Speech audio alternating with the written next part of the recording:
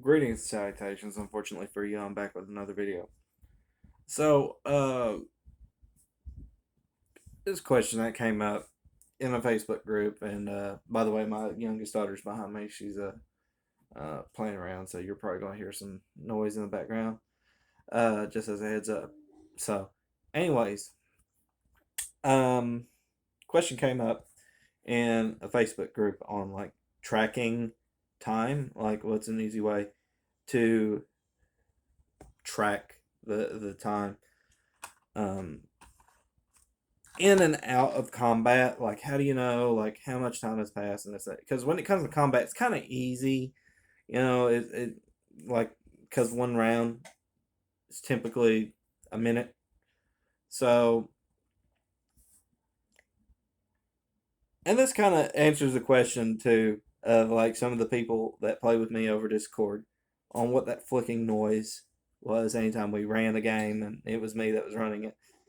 So I was tracking initiative, and this is how I do it. At the time, a little bit of context. At the time, I was experimenting with alternative initiatives. So, like, I always did group initiative, but I also did like an alternative initiative, and one of those was to use a 90-cent deck of playing cards from Walmart. That kind of fell through a little bit, so like I never really looked at it's not a bad system. But I quit doing it mostly because I noticed that it was easy for me to track how many rounds went by the amount of cards that was on the table. And so let's say we were doing a combat round. Okay, so round one, you guys are going, da da da. Okay, monsters are going. Round two, we're rolling for initiative against monsters are going now. So like they go, and then you go, and then okay, we got tied initiative on round three. Let's like we're just assuming that this has gone on.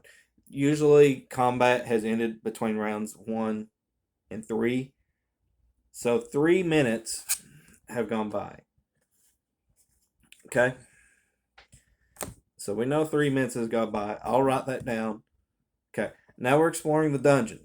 So and so is leading the party, 10-foot pole, looking for traps, this, that, and everything else. Guy back in line, he's checking for secret doors, this, that. The dwarf notices that this passage is slanty, and this, that, and the thief is like kind of um, kind of trying to stay in the shadows in the back of the group with the wizard. So, and then we keep going, and we're going down the hallway. We're still doing our thing. You come to a turn. Um, so far nothing has happened. We're all good. And then round three. At this point, I'm rolling a d6. Okay, so we still do not have a wandering monster encounter, so we're still in the clear. Everybody's doing the thing.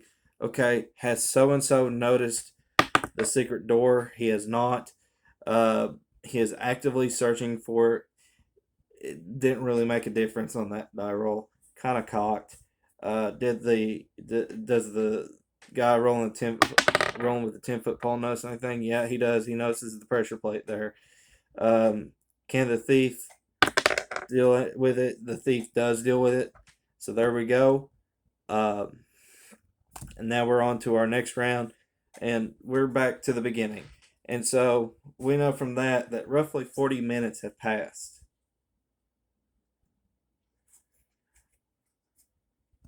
Now, of course, I don't put everything as bland as what I did, but that's just that was just for illustrative purposes. So with all of that, that was 43 minutes of in-game play in the dungeon. There was combat for 3 rounds, then there was like 4 turns of exploring. This works out. I found that this was a better way to track time than some of the time trackers that I've seen put up. And I'm not saying those time trackers are bad at all. Some of them a little gimmicky, not gonna lie, but for the most part, I don't think any of them are bad. I just found that this way was the easiest way, and honestly, very economic. It was already the answer to a question that was already solved, apparently. But yeah, because that was just something that I noticed. Like as I was playing the game, like I said, completely by accident, experimenting with alternative initiative, and while it was okay for that, I found it worked better as a time tracker. And like, let's just say, very rarely this will happen. Let's just say you get through all the cards. Okay, you just make a note down that you went through all the cards, like 520 minutes or whatever. So there you go. So that's several hours. That's several hours in the stinking dungeon. So okay, 520.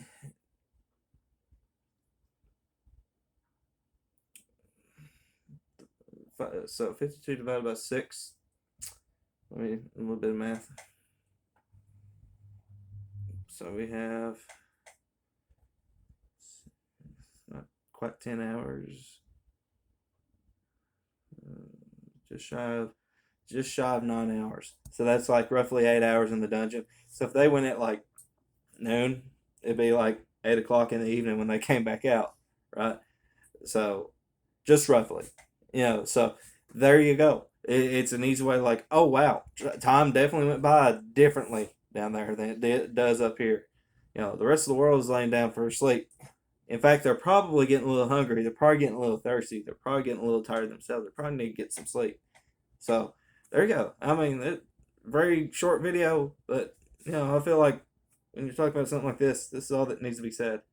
This is, so hey, cool. I was glad to share this. I was honestly surprised not a lot of people did this. I guess it's because a lot of people don't really care about tracking time. There's a economic way to do it, and I feel like this is an economic way to do it. Tracking time doesn't have to be a hassle. You too can track time with just a simple deck of playing cards. So, as always, guys, take care. God bless. I'll see you on the other side.